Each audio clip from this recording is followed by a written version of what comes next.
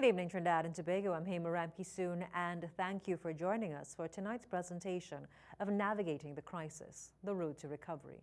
Now, it's been just under a month since the stay-at-home orders came into effect. Social distancing, self-isolation, and quarantine rules have basically changed our everyday life. They are now part of who we are and our identity as a people. As we look towards the future, now some businesses have already started revamping their business models to address the challenges of this COVID life. Today, an international report compiled by the Oxford COVID Government Response Trackers gave this country a thumbs up. The report was prepared by the Oxford Group, and get this, it actually places Trinidad and Tobago second in relation to the most ready to reopen. In fact, Trinidad and Tobago is actually way ahead of what we consider to be the more industrialized and developed countries, being beaten by only Taiwan. The only deficiency identified by the authors of the report, the need to expand testing. Now, the government is expected to make a decision about this country's future on or around the 10th of May. From then till now, businesses are adopting to this new normal. How exactly are we going to face the challenges of the future? Joining us tonight, we are privileged to have the CEO of the Answer McCall Group, Mr. Anthony Sabga, to kick off our conversations. Mr. Sabga, good night and thank you for joining us. Thank you, Hema. Good night, everyone. Now, I want to start looking at where we are as a country. The Prime Minister several weeks ago read from a letter, and it was assumed that that letter came from maybe the Answer McCall Group, talking about the support to government and the support of country initiatives. Now, 4 weeks on, let's ask, was the letter penned by the Answer McCall Group, and does the position of support remain the same? Hema, the Answer McCall Group stands in full support of the government of Trinidad and Tobago. And in fact, I think it's important that we as a nation commend and give good marks and full marks to the government in their reaction to this pandemic. In fact, I think their adoption of what came down the pipeline from the World Health Organization is well adapted for our certain specific nuances as a country. And in fact, I think it was that quick movement that has us where we are today. So I would say, yes, our position of support for the government and the actions taken absolutely continues to and always will stand. We are all adopting to this new normal. I mean, I'm here having this conversation with you. We no longer have full studio staff, and all of our interviews are done using online platforms. From the group perspective, that is the Answer McCall Group, how has the group adopted to the new normal? Well, we continue to adapt, and I think it's a work in progress. When this thing initially kicked off, our first reaction was obviously towards and remains the safety of our 6,000 strong employee base. And in fact, just before the WHO and the government of Trinidad and the various other governments in the region started triggering the work from home protocols, we started sending home, well, not sending home, we started creating the possibility for work from home opportunities for our at-risk and elderly staff, the people who are immunocompromised, to ensure that their safety, given the circumstances going on, would be preserved. And in fact, since then, we've also put in place work from home protocols. And that being said, that's for businesses that were deemed to be non-essential. I think it's important to note that we have quite a few of our businesses that are deemed essential. And we have some wonderful colleagues and staff members who continue to man those operations. Yourself and the CNC3 and the Guardian Media Group Limited team are a perfect example. And the protocols and the guidelines we've put in place and the auditing and the control process that I personally monitor on a daily basis with my team. Every morning we jump on one of these video conference calls and monitor and to actually get reports from across the entire region and all these countries in which we operate in. And essentially touch base with all the operations to ensure that there's safety and that the protocols we put in place are actually continuing to work and continuing to keep our people safe. And I'm happy to report that they are working, and we've had very little to no incidents. And where we have had incidents, the protocols have actually worked in defending and protecting our workforce. So we continue to adapt, and I'm proud to say that they are in fact working.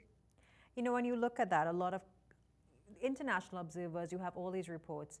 A lot of people are always concerned whether they were able to maintain productivity, considering your group is so diverse. You look at some essentials, some non-essentials. Those operations that continue, were you able to maintain the productivity and buy-in from your staff? I think what is interesting, we really need to celebrate the heroes that were deemed essential and actually braved the outside world to continue doing what they needed to do to bring essential services to the people of Trinidad and Tobago, Grenada, St. Kitts, Jamaica, Guyana. And in fact, that's kind of what triggered us to initiate the national applause, because initially we just wanted to sell. We were so moved by the possibility of our people bringing this essential support to the country and to the various other countries that we felt so moved. And in fact, it turned into a national movement. So that's something that we remain very spirited about. Now, today, Mrs. Sabga, a report was actually issued about this country's readiness to reopen. In fact, we ranked second in terms of our ability to reopen. The only deficiency identified was testing. From where you sit, looking at all the businesses, and obviously there are real concerns. This is a human and economic issue. Are we ready to reopen as a country? Well, I would remain guided by the experts, and I'm certainly no expert, but I am at the same time someone that's monitoring and someone who stands in recognition that a lot of our businesses are already operating and continue to operate. And I think we need to make a point and we need to qualify. And I think we need to pause and recognize and be very proud of the fact that Trinidad and Tobago, as a result of what we've done, are actually, in the top three, top two in the world, and recognized as such by a credible institution like I believe the Oxford University. The challenge remains, though, that we've supported the healthcare sector. We've got to do what we need to do to revitalize the economy, to protect our jobs, to ensure we keep our people fed and keep the wheels of commerce turning. That's absolutely critical. There were two things I think the Oxford report highlighted. One was around testing, and I'm very happy to see that we are doing what we need to do. Could we do it quicker? Yes. Is it an intricate process? Possibly. I'm again, no expert in that regard. But absolutely, increased testing is important, and I see that it's possible, right. And I see it's our government is committed to. The other area specifically around the ability to work safe and to manage safe channels. And the evidence is there. We have the protocols. We've been sharing them widely with our colleagues and our peers. And we continue to work in support of the various committees and feed them with those protocols as they've been working and they've stood the test of time and demonstrated to be working for the Anson McCall Group. And we believe that those same protocols could be applied across the economy and across the country to enable us to check that box on the ability to work safe. I want to ask you, looking at the numbers and where we're seeing every single day we get the press conferences and the reports to the people from the Ministry of Health. We have seemingly been decreasing on that number, but yet there was a 2-week extension for the stay-at-home orders. For the business community and businessmen like yourself, were you clear about the rationale in terms of why we were given this 2-week extension for it? Well, I think in the judgment of our Prime Minister and the judgment of government, we needed to give ourselves a little bit more breathing room to be absolutely certain and to assure ourselves that the required and requisite testing protocols are in place.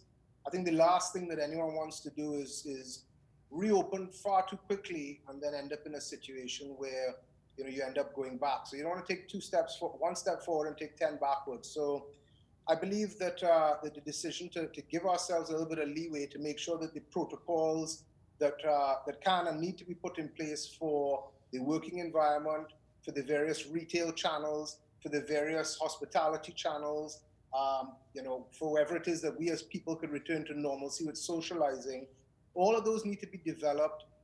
They need to be put in place, and we need so as to assure us that when we do return, that we return safely. You know, you just gave an example of when we do return, we return safely. In your mind, what would the reopening process look like? And I'm asking not just from a business perspective, because you spoke about the social distancing, you spoke about some of the mechanisms that are in place, even here at the Anson McCall Group. In New Zealand, the Prime Minister spoke about a phase sort of opening as they look at where they are. What would this reopening process look like from where you sit? I think it's as simple as the same way we phased out as we start phasing back in, and a level of maintenance of some of the well, certainly maintenance of the hygiene protocols, the social distancing protocols, and as people's psyche becomes more and more comfortable, I think the market forces themselves will normalize what needs to be normalized. You know, Ms. Sab, you sit at the head of one of the largest conglomerates in the Caribbean. Will the business model for the Anson McCall Group remain the same? Our model is always, I mean, we're in our 140th year of business, and our model has always remained and will continue to be the same, to bring together people, capital, and technology for the betterment of our country and the betterment of our region and all those that we serve. That doesn't change. What advice, you know, you sit as a very young CEO. I'm sure nothing could have prepared you. No one in our lifetime, going through all the business courses and the journals, would have thought we'd be living through a pandemic. What advice do you have for other business owners at this time? Look, I think all leaders at this point in time need to remain calm. They need to generously take and receive advice, to continue to digest as much knowledge as they can.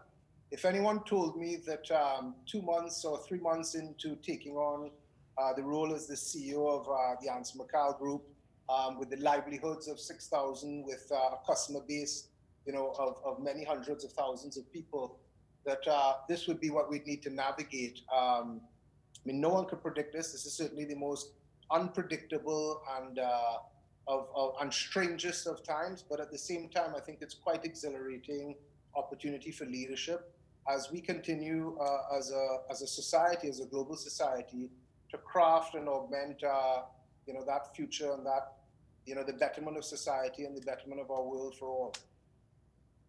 You know, you talk about, as you know, nothing could have prepared you for this. And my final question, you are such a young CEO with so many decisions, so many employees, and a customer base, as you rightfully said, hundreds of thousands that span the entire globe, the Caribbean region being one of your home bases. What is the biggest leadership lesson that you have learned in this? Because this is truly a diving into the deep end. There was no learning curve. It was a very quick adopting, and the decisions are on your shoulders. As a CEO, a young CEO, what is the biggest leadership lesson you've learned in this last month?